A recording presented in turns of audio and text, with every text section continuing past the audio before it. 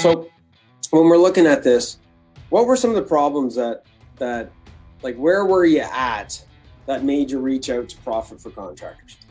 I was getting to the point where I couldn't lie to myself anymore about the shape of the business. And being on those terms, you're looking for a way out. And I was looking through family, I was looking through for friends, and nothing was giving me answers. And then your face popped up on an ad, and I seen it again. I said, maybe I'll give these guys a shot. So, being in the position I was in, I reached out, and, I was quite glad I did. But to speak about the chaos that was happening in the business, it was disorganized. There was no organization. I had no idea if we were profitable. I thought we were, because there was lots of money coming in. But at the end of the day, we were still scraping the bottom to make payroll. And I just didn't know where the money was going. And the guys that worked here, there was I would say D employees that were taking advantage of the company. It was just the perfect storm. Whatever was happening, it wasn't happening good. Yeah, that's got to be tough. And then from a perspective of, let's just talk about what were you doing to try and compensate that before we met? What were some of the things? I thought I had to sell. I said, we're not making enough money. I need to go out and hustle. And I was taking every client. It didn't matter, if they were A, B, C, or D clients. I was trimming numbers to get jobs, because I thought I could just sell my way out of it. And it was your initial story about, I related to your story about coming home late for the 8th time in a row. And, I would walk through the door and I would totally forget that it was, I would forget an anniversary. I would forget a date night. I would forget, a child, one of my oldest daughter's recitals at Christmas time. Like, I would sacrifice those things in order to try and get ahead, Right. Totally. I'm sure a lot of you guys can relate. So let's get into the nuts and bolts of some of the things that we worked on and the progress that you made. How long have you been part of the PFC family, the Champion CEO family? I joined in late August. So that's not too long. Yeah. Okay, perfect. And you're ready to pack her in, right? Yeah, I was ready to. I said, this isn't for me anymore. I just after 9.5 years, I said, it's not worth it anymore. I'm going to go. Maybe I'll just go flip burgers at McDonald's and just be a part of. You actually thought that, eh? Yeah, I thought that maybe I'll go be a bartender. Maybe I need a part-time job to compensate for, to help make ends meet. I was feather in. So the first thing is about the cash flow, right? Like, what were some of the things that, when you look at your situation of cash flow, you're minus $80,000 in the hole. I think you said something to me one time about you had to go borrow money from your grandmother. Is that right? Yeah.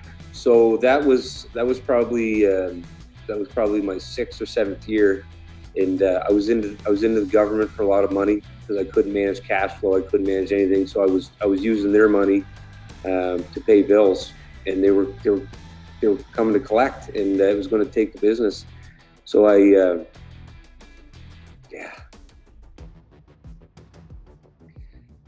went and borrowed the money from her, and she gave it to me with no intentions of having to pay her back.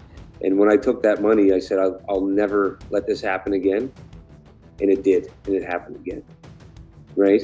And then for me, that was unacceptable. There was a principle within myself that I had crossed, and to be in that situation again and to, use her money in vain, really hurt me. So I bet you. I think that's tough stuff, right?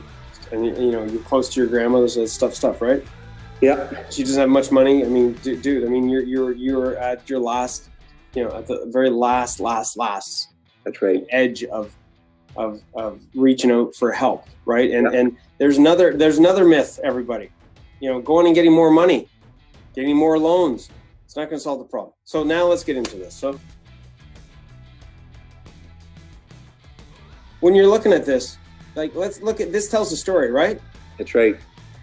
Now, do I got these backwards here, or no? That's good. No, Right? it's perfect. So Okay, that's January 1st of the year. So let's look at this, right? So you came in around just before August, right? No, in August. Yeah. In August, right? In August. Okay. So look at this. Tell us this story. That if I didn't know anything about numbers or QuickBooks or anything like that, I would say it went from chaos to control.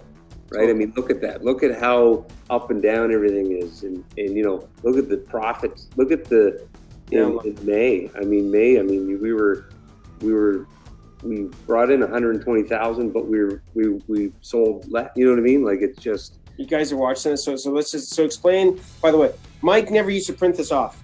This is after the fact. So we're going to talk about the financials here in just a minute. Okay? I know we talked about the pricing, but we're going to talk about financials here. So this is Mike joining, and taking things seriously. And one of the things that we talk about is about understanding your financials, how to read your financials. Okay, doesn't mean we're making you an accountant. All right, but reading the financials from the set of lenses of what you need to learn. So, Mike, how often did you look at your financials before?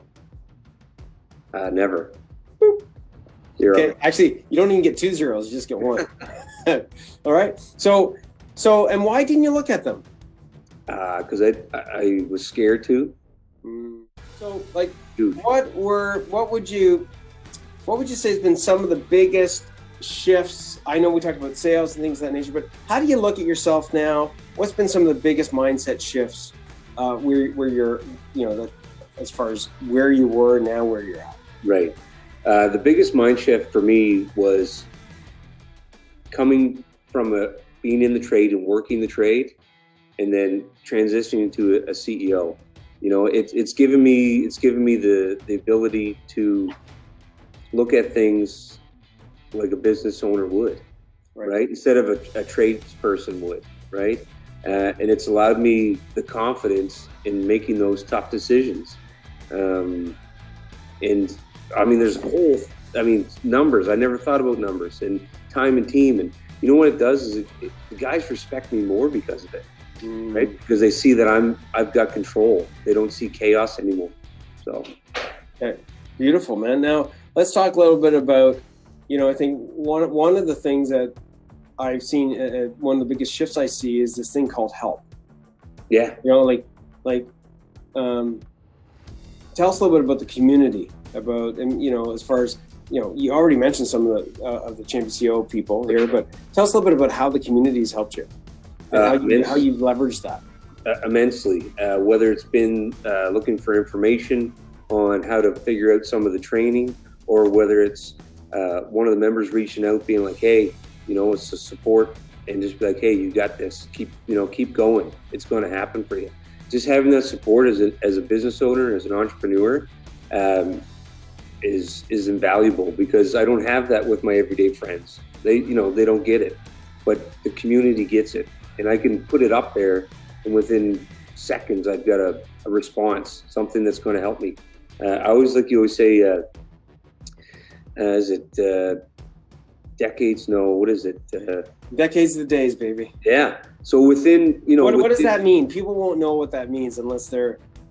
So that means within a couple minutes, I've got contacts over 1,000, probably let's say 1,000 years worth of business entrepreneur experiences. That means I don't have to reinvent the wheel. That means there's people out there willing to help me with what they've already done, and then I'm able to help somebody else. So it's like quick, you get it quickly. I love it. And here's the thing, like everybody, I had my own contracting business, right? I mean, I struggled for almost a decade, and then, and I had this breakthrough aha moment. I won't get too deep into it, but I realized, like, I used to build automation lines. I had this big company with these, people, what have you. And I realized that I had to automate the business, and then I had to automate how I thought of things. Like, as a Champion CEO, like, I had to really look at, like, what does that mean?